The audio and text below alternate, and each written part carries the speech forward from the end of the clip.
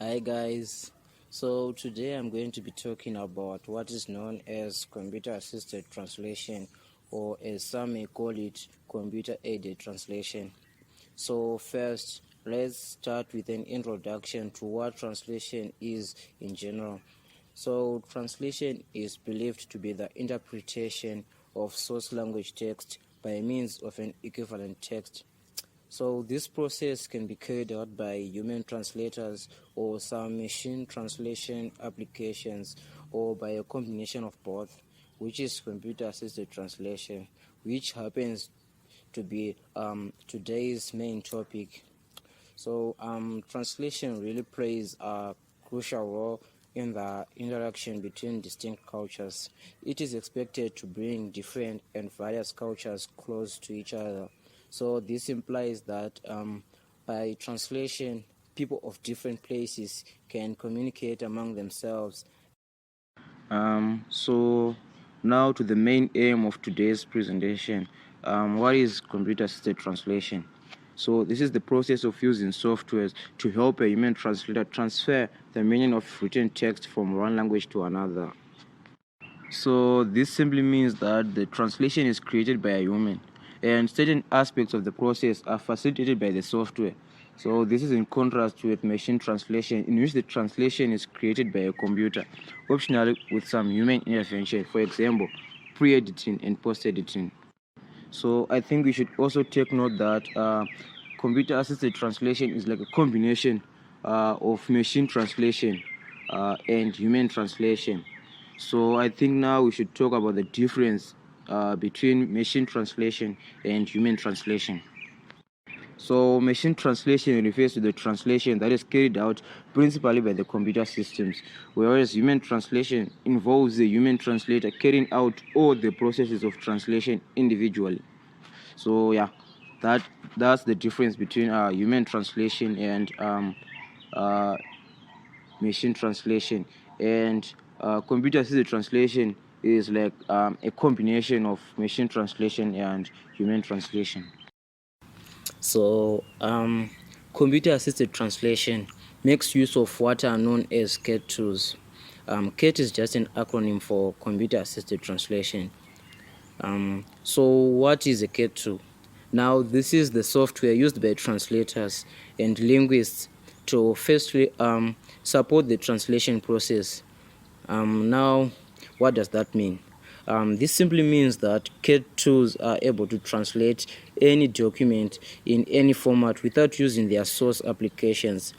So just imagine receiving Adobe InDesign, XML, PDF, or HTML, or Adobe FrameMaker document, or any of Microsoft Office application files like Word, Excel, or PowerPoint. You really don't have to buy applications from Adobe or Microsoft, nor any HTML editors. The key tool that you have will let you translate the document or the documents in almost all non-file formats.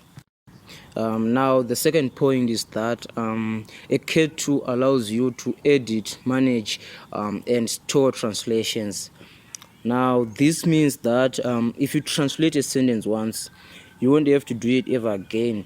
Like your CAT tool will do it for you in all your future projects. So every time you come across a previously translated text passage, it will be translated using your previous translation automatically.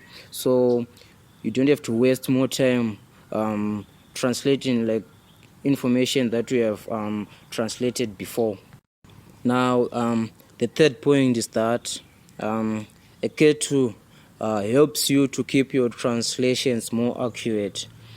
Now, this implies that K2s point out things like mistranslated or omitted numbers and dates, forgotten translations.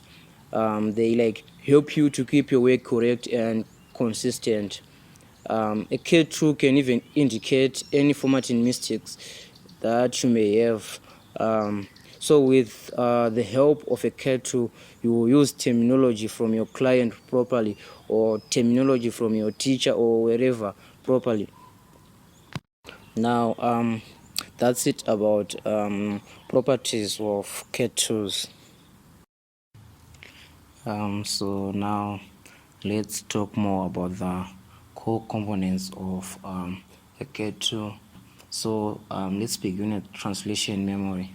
So a translation memory can store source sentences and their translations.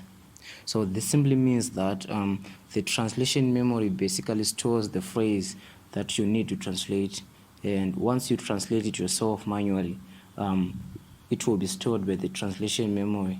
So that's kind of the key principle of translation here. And a translation memory can store translations for future references. So now, second point is about translation memory being able to like use the same phrase again and again. Now, what does that mean?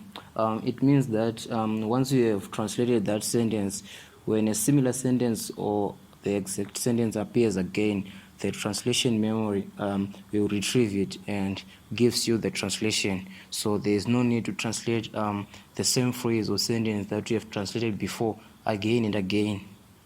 Now let's move on to the second component, which is a term base. So term bases are quite similar to dictionaries in that they store single words or expressions. Now, I think this is already one of the differences between a term base and a dictionary, because if you think about it, dictionaries tend to store just one word, whereas a term base can contain an entire expression. And the second thing about a term base is that it is used for organizations or customers, so that when you do need to translate something in a very specific way, or in effect, if you don't need to translate something and you need to, for example, a brand that doesn't need translation, you can continue using the source text. So a term base is something that can help you deliver a more accurate and high quality translation after all, because it can remind you how some things are translated in a specific way.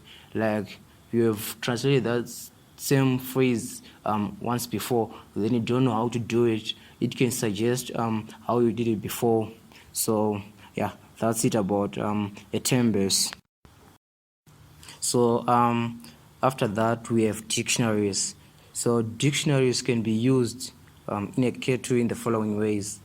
Firstly, they help with the meaning of the translation. Now we understand that a K2 helps you in making sure that as much time as possible is spent on the thinking side of the translation piece.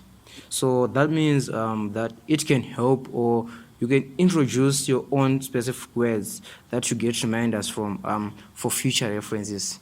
And the second thing is that dictionaries do all the spell checking. Now, of course, you might know your source language text very well, but in spell checking, dictionaries ensure the use of appropriate grammar. It avoids silly mistakes like misspellings and things like that.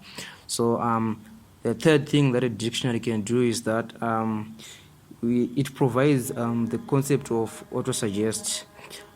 So we can take a lot of different words or a phrase and suggest them as you translate again. So often you might translate something, anything you remember you translated before. You might take the suggestion or not, but the dictionary keeps on giving you prompts on how you've done your previous work. And lastly, a dictionary can also retrieve segment fragments. It tries to like suggest more and more of about what you have done before. Like it also tries giving you the same kind of like phrases or words that you have used when it recalls some of the sentences that you are using. So yeah, that's it about dictionaries. Now let's move on to the benefits of using a K2.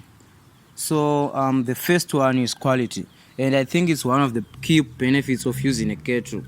So like we said before, a K2 increases the time to be utilized for translation only, thereby producing a translated document with great quality. Now what does that mean? It simply means that a CAD tool prevents wastage of time on trivial things like reassignment and readjustments of text, thereby giving you more time to focus on translation, which is the main task at hand. Now, as our second benefit, we have improved productivity. So what is productivity? Basically, it's translating faster. So if you are using a K tool, you can translate faster and quicker, as some of your translations are reused, and you can work in a quicker way using a translation tool, as it provides many features like auto-suggest, dictionaries, thereby helping you with your grammar. Now, as our third benefit, there is, of course, the topic of scalability. This is the amount of content that is created and is to be translated. So the amount of content that is created is huge, and most people, most companies, most organizations are struggling to translate all the content that they create and in all the languages that they want. So this is just a sign of how hard and difficulty it is to translate scaled amount of content, and a CAT tool can make a significant difference in how much information that can be translated. Now, as the next benefit, we have connectivity. This is one of the benefits in that you also have the ability to work by yourself on your computer, but you can also connect with others and share, especially when you are working on a larger project. You can actually share some of the assets with other people or friends, and make sure your translation is also used by other people by sharing it with them, and also sharing your terminology with them. So all the resources, all the assets can be shared through or across an entire team. As our next benefit, we have the benefit that care tools are cheap and they are quite easier to acquire. So this simply means that all you need to do is just download the applications.